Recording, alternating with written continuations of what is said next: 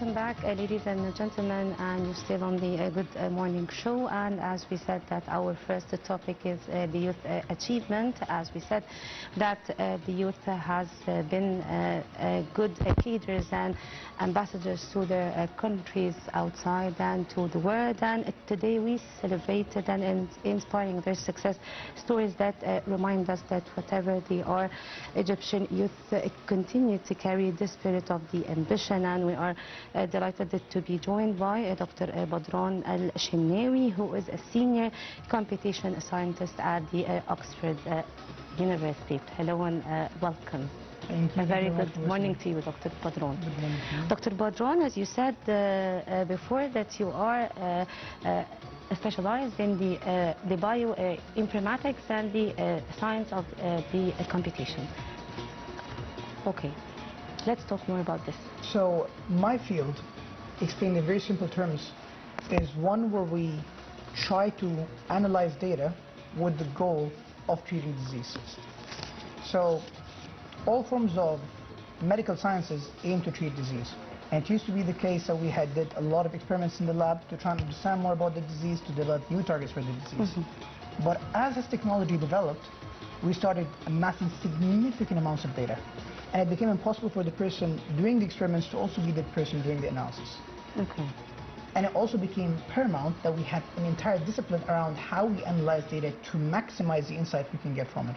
Because it used to be the case that we can look at a data set and say, X is high, Y is low, X is important for, let's say, cancer or hepatitis or any disease we're studying.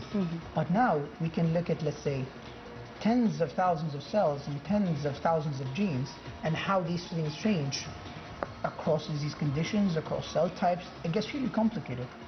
And my discipline is built around analyzing data with the strict goal of helping progress disease treatment.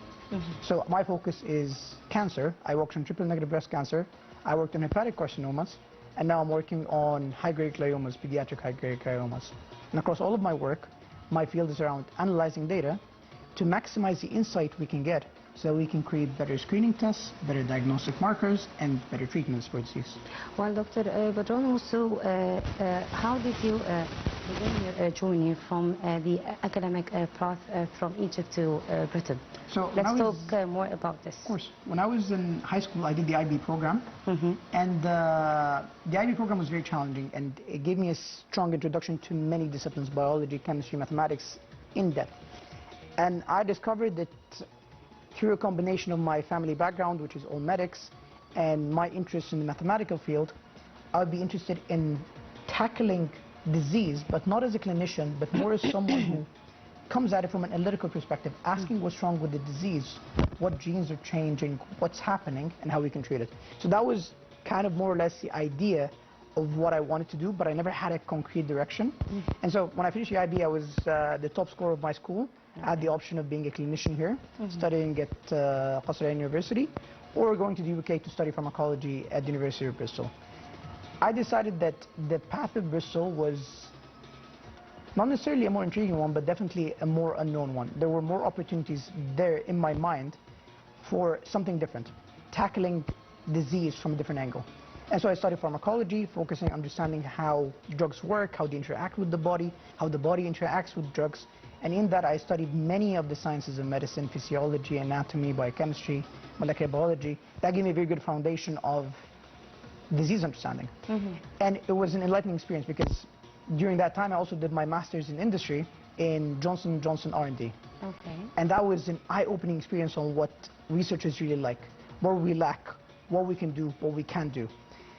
And that experience helped me understand that data analysis and tackling data and tackling data from different perspectives and coming at data from different angles and being creative with the questions you ask is vital to help people and to help treat disease, treat cancer.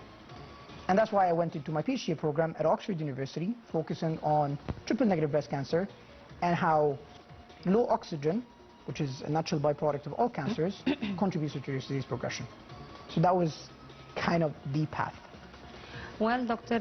Badran, also tell me more about how or why did you choose the bioinformatics and why it is considered one of the most important scientific disciplines nowadays that we live. So the field itself is very, very promising and influential. And that's why I went into it. And rare also, I think. And very rare. It's very rare. The issue with this field is bioinformatics is the intersection of data science and computer science, statistics and biology. It's an intersection of multiple fields. Okay. And to put it simply, it's an intersection of biology and computer science. Most people that come from biology background do not speak the language of computer science. Somehow complicated, this one, biology and computer science? Yeah. This is somehow complicated. Yeah. It's just having someone that is bilingual in both these fields is so rare, and it requires a lot of dedication and hard work, because if someone has a really good background in biology, it takes them years to pick up all the missing things they don't know about computer science, and vice versa. And if someone has a computer science background, they don't know much about the biology of the body or the biology of the disease. They haven't developed that emotional connection to it or that analytical understanding of it, and that's where it becomes vital to develop that fluency in like 2 different languages. And that's why the field is so rare. Now, the reason it's so promising is it can help create better diagnostic tests for cancers. It can help create better prognostic markers. It can help us identify new disease targets. And now with LLMs coming in and AI coming in as a big factor in the discussion, a lot of the work that we do as bioinformaticians has been significantly enhanced. Most people think that AI is going to replace us, but I would say that's not the case. It has significantly empowered us to do more, to broaden our vision, and to delegate many of the lower level tasks that we don't otherwise have time to do. And so the reason I got into the field and the reason it's really influential is there is not a single disease area where it's not useful. There is not a single disease area where it does not hold promise for something more, for helping us looking at things from perspectives we never had before. Yes. Your journey also has inspired many young Egyptians. What has motivated you the most to pursue the excellence on the international stage in the world? So it's always a combination of things, and family always comes paramount. They support a lot, Akid. Yeah, of course. Parents, cousins, everybody was highly supportive. This belief that keeps you pushing forward in a path that no one knows. Because from their perspective, they've never seen this before. And it's not something that they clearly see a vision for. I do, and it's their belief in my vision that helped me push to excellence. The other thing is, I've come to realize that we as Egyptians and more as Arabs, we don't lack in skill or understanding or ability. And it's not even that our educational systems are significantly weaker. We have all the necessary skill set. We just don't have the same access to opportunity as the West does. And so when you interact with Middle Easterners working in the UK or Europe or the US, they tend to be quite exceptional what they do, because we tend to have creative solutions for the most conventional problems. The difference between the West and the East is the West is very structured and very methodological, and that has advantages for sure. But when we're doing research, everything is so random. You've got to come at things from a different perspective. Yes. If you try this, Einstein said it, if you try the same thing again and again and expect different results, well, that's just insanity. Yes. And this applies here. And the fact that we're able to come at it from a different perspective or a different angle or a different question and try different things and be patient with the methods we try and put in more hours and dedication into this, that is what has driven me to excellence, and that is what has driven so many other Arabs into excellence. Yes, also as we know that the qualities that distinguish Egyptians all over the world, especially the youth in highly competitive global academic and professional environment, what are the most special of these qualities that distinguish Egyptian youth? I think it's a combination of hard work and creativity. Yes. It's always that. We're willing to put in more effort than others would. We're willing to sacrifice more, and sacrifice is a big And they have thing determination, always. I think. And they have the determination for it. And they also come at things from creative angles. Just because something failed, because the main line we tried doesn't work, doesn't mean it failed. We can always come at it from a new method, or a new perspective, or try a workaround. Now, in conventional sense, that might seem like a negative quality, but in research, that is an exceptional one. Because it means that you are very resourceful with the tools you have, and you're very creative with the methods you're given. And no matter what research setting you're in, be it Oxford or Qasr al-Aini or any other institute, no matter the gap in golf and quality, there will always be limitations. Disease is too complicated. We don't always have the tools necessary. So we got to make do with what we have. And that, I think, is one of the defining features for us. From your point of view and from your experience, how do the international institution view the Egyptian talent? So the Egyptian talent tends to be viewed very highly, especially in the clinical field. Okay. Because we as clinicians are, when it comes to practical clinical experience, we tend to be far better trained and we have a far better understanding. What we kind of lack, especially in the clinical field, is standardization, process, paperwork. The standard system that they were raised to follow, the one that we haven't necessarily been accustomed to, but when it comes to the actual expertise in practice, we are far better. In my field, bioinformatics, the Egyptians that are in my field tend to be quite exceptional, but that's because it's a rare field. People coming into this are driven, are passionate, are creative, and are willing to sacrifice heavily for this. And the field is an ever-ending one because it's constantly developing at breakneck speed. Every new year, there are new methods and tools that you can try out. Every new year, there's new perspectives, approaches, and ideas. And the things we know keep being redefined again and again and again. And that process can be very exhausting for someone who doesn't have the passion for the will, the passion, the determination. But the issues that go into this tend to be extremely passionate. Yes. Let's talk about the biggest challenges that you encountered and how did you overcome them? So the first one has always got to be culture. Culture, yes. We have different cultures. We have come from a Middle Eastern Islamic culture, and the West is the Western culture. We have different habits, we have different ways of life, we have different ways of socialization, and I think that is always the number one obstacle. And I think the solution to that is always going to be community. The language doesn't have the big challenge for you because already you've been good in English here. Yeah, I was fluent in English before I traveled. Yes. And then so English itself wasn't necessarily the worst transition. And for most people going to the UK specifically, they tend to be fluent to... Maybe there is difference in the accent because of the British accent and the American accent and things like this, yes. But we can, the culture is the biggest one. And the number one, the best way to overcome it is community. What's the second challenge? The second challenge, it's always going to be the change in system. The UK system and the educational system at university is not one where there is homework or assignments or oversight. You need to be your own oversight. And that can be very challenging for people. Having that level of freedom and having that level of flexibility means that you can do great things, but you can also do nothing. And that requires significant discipline that you need to build in and day out, to choose to put in the hours of work when you don't really have to choose to do more when you could just do less. That's the second one. And I think the third obstacle is always one around, it's tied to culture, but it's a very specific aspect of that's communication. As Arabs and Middle Easterns, we tend to be very straightforward in our communication. Whatever we say is what we mean, and it's very simple as that. It's a one-to-one relationship. There is no in-between, there is no mixed messages. Either white or black, yes. Yeah, of course. It's how we do things, but the West has a more discrete method of communication. Things are more subtle. People are not as direct. It's a different style of communication, not saying it's better or worse, it's just different. The people are not going to communicate in the same way or say things in the same way. And you gotta have that level of emotional intelligence to read between the lines of what's being said and to be able to interpret the environment you're in and how things are operating. And I think that aspect of social and emotional intelligence is what people significantly struggle with when they travel. When they travel outside. Because of, if you're working in a group project in university, or if you're in an actual active project at work, there's going to be a lot of interpersonal dynamics that are going to dictate the success or failure of that project. And that is even more vital than technical expertise. How did you overcome these challenges?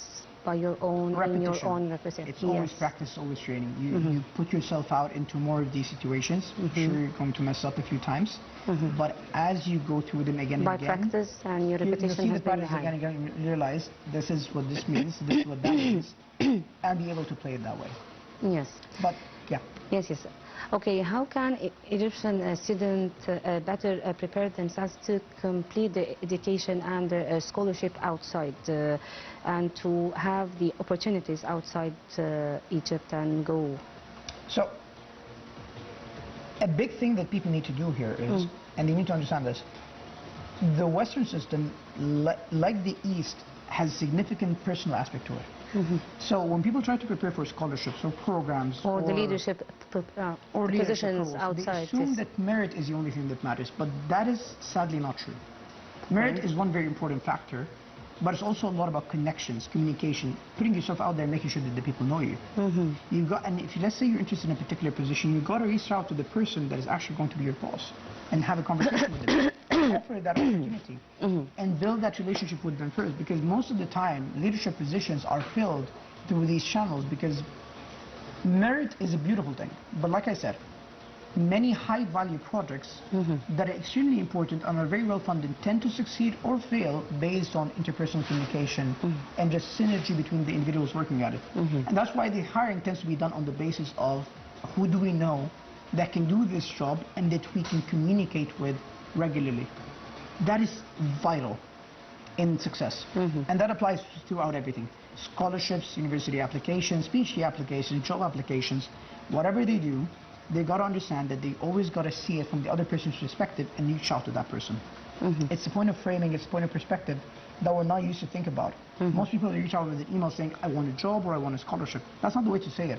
The way to say it is, you guys have this gap in X, Y, and Z, and I can fill it with and this. I can fill it with, and that's with why my I'm the guy experience. for it. With my experience. Obviously, if you don't have the experience, don't fake it, because you'll be discovered. But if you have the experience, that's how you should frame it. You should never leave it up to them to assume where you fit. You should make it clear where you fit. This is called value proposition. And you should always lead first with your value proposition and be ready to showcase that value if asked.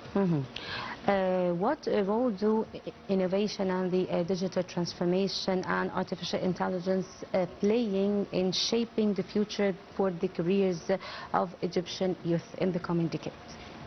I think when we speak of AI, large language models, machine learning, that kind of domain used to be one that is very academic up until ChatGPT became ChatGPT 3 or 4 years ago. Now, LLMs, large language models, which is like a subset of machine learning, and without diving into details, have become paramount to everything we do. They're paramount to programming, they're paramount to report writing, presentations. Every facet of the work you do, everything you do day to day, the very moments we use for interviews, the very slide decks we prepare, everything has LLMs built into it. And so it is going to shape everything significantly and extensively. And the point to understand here is, it is not something to avoid, it is something to embrace, because it is becoming a part of a skill set. It's like a calculator. It's not going to replace you, but if your job requires a lot of math, they're going to hire someone who's using a calculator or someone who doesn't know how to use it.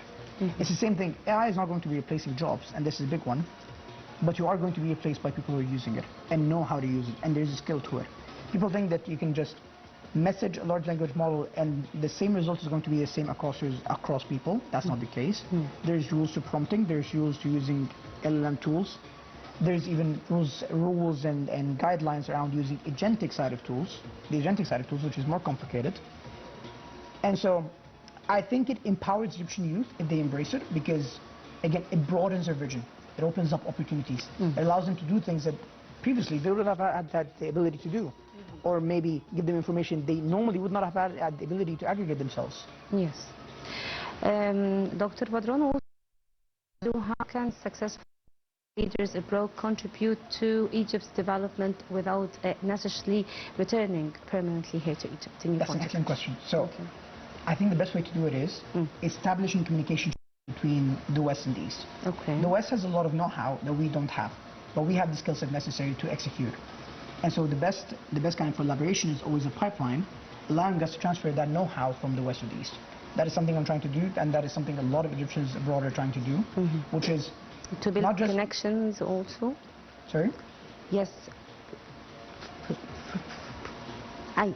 Yes. Continue the question. So it's through building that collaboration, establishing these collaboration agreements that allow us to then learn from these institutes, like Oxford, like Cambridge, like Warwick, like all the UK universities and all the European universities, and building this as a system whereby it's not just me transferring information, but an entire system where there is SAT transfer information. Obviously, there's always something for something. We have a wealth of data that the West doesn't have. They have a wealth of know-how that we don't have. And I think that kind of connection exchange is something that could be so valuable. It offers us the opportunity to progress at a rate never seen before, and it offers the West a perspective to data. It offers West data that they never had access to. When you look at the medical research in the West, it's all done on European data. They have no understanding of the African populations, us included, or the Arab populations, or the Chinese, or the Asians, because their data fundamentally is all European. If you look at mammograms for breast cancer, and they're all European, that is not translatable to Egyptian mammograms. And this is something about data, so you need to understand this. Machine learning models and AI models are as good as the data they're trained on. And they inherit the biases of these data. And so if your data is biased towards the European population, it's only going to work for the Europeans, but it's never going to work well for Egyptians. So let's say you're designing a model that is helping diagnose cancer, and you've trained it heavily and strongly on very good curated data from the European populations. These are going to fail in Egyptians because we're different. Yes. And that's what, and I think this kind of collaboration link is vital for them to benefit from us and vital for us to benefit from them. Yes, absolutely.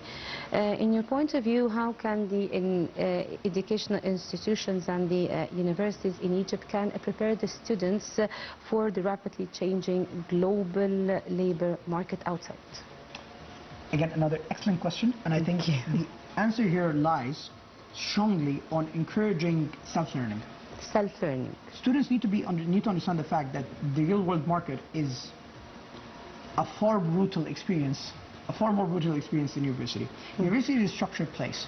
You get lessons, you get things to learn, and you learn them, and you get tested on them. Real life requires you to learn things on the fly and apply them, and assess success yourself. Yes. It's more practical. It's more on the fly. There's significantly more improvisation. There's significantly more self-direction and development, because there will be no one telling you need to learn this and you need to learn that. Now, with access to excellent online resources on all of the internet, YouTube courses everywhere, all available for free, self-learning has never been easy, yet it is not strongly encouraged. And I think most universities should incorporate components of self-learning into their workflows, encouraging students to learn tools and bring new methods and perspectives that were not taught in class. That should help them prepare better for the slightly haphazard and random nature of real life, instead of being shocked by it in their first 2 years of work. What advice would you give to the Egyptian students or the youth outside to dream to build an international career while remaining proud ambassadors to the countries outside in the world? I would say that hard work is vital, determination is vital, creativity is vital. And self-learning is vital. Of course. This is the most important thing. Self-learning is absolutely vital. But I think the most important thing is not to forget who you are in the process.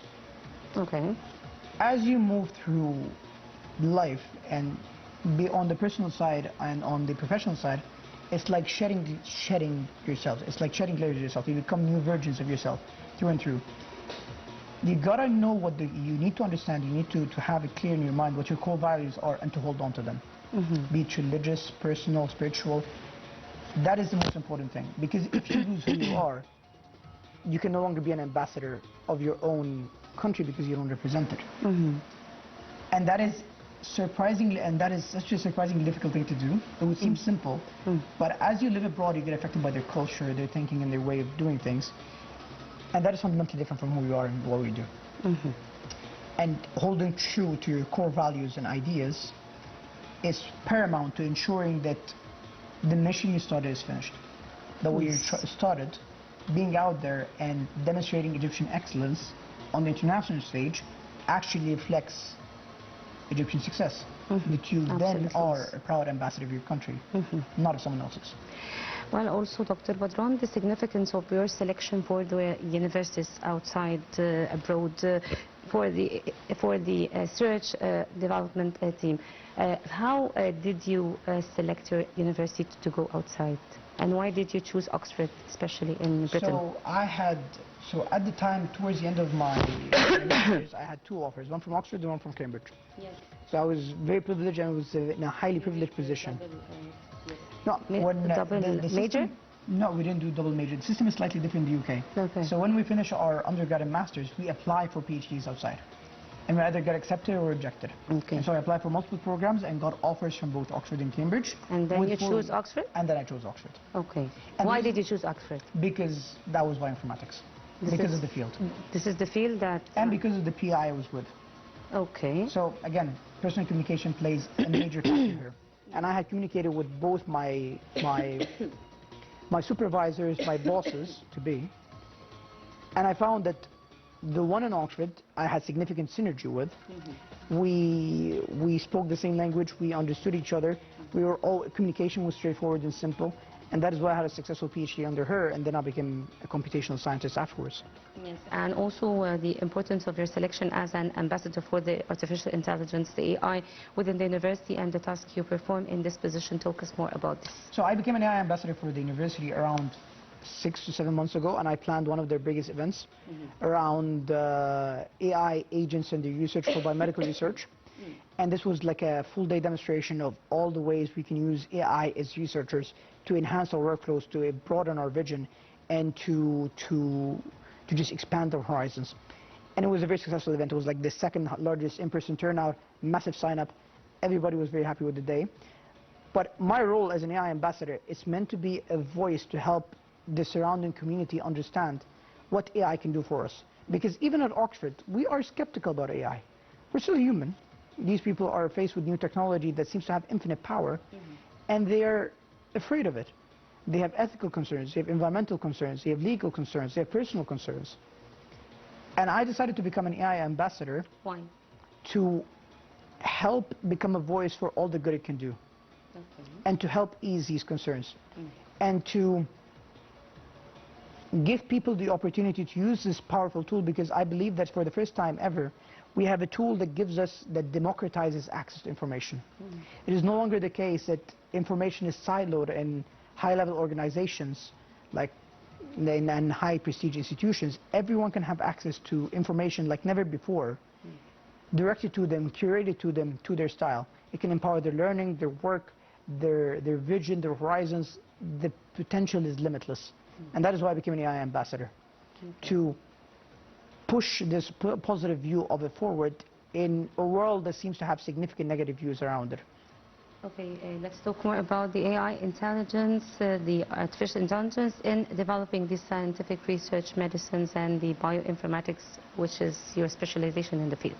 So when we speak of AI, AI has multiple different branches. There's the machine learning models, going through everything from classification models to regression models to deep learning models, and there is natural language processing, the large language models.